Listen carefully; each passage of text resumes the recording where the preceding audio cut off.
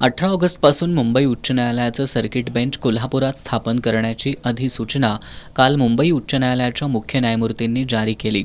याबद्दल इचलकरंजीतील वकिलांनी न्यायालयाच्या प्रवेशद्वारासमोर फटाक्यांच्या आतषबाजीसह साखर पेढे वाटून आनंदोत्सव साजरा केला।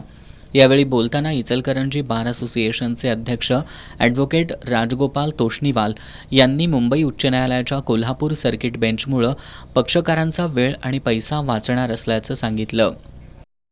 कोल्हापूर येथे मुंबई उच्च न्यायालयाचे जे बेंच सुरू झाले त्यामुळे जे सर्व लिटिगंट्स आहेत म्हणजे पक्षकार आहेत, वकील मंडळी आहेत, इथून महाराष्ट्राच्या कानाकोपऱ्यातून पश्चिम महाराष्ट्रातून मुंबई येथे जाऊन हायकोर्टमध्ये काम करणे, न्यायालयीन कामकाज करणे हे पक्षकारांनाही परवडणार नव्हतं।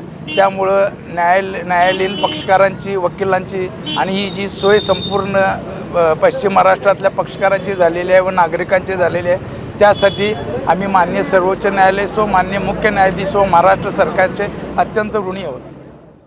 आमदार राहुल आवाडे यांनी सर्किट बेंचच्या स्थापनेमुळे 6 जिल्ह्यातील जनतेचं स्वप्न साकार झालं असल्याचं सांगितलं।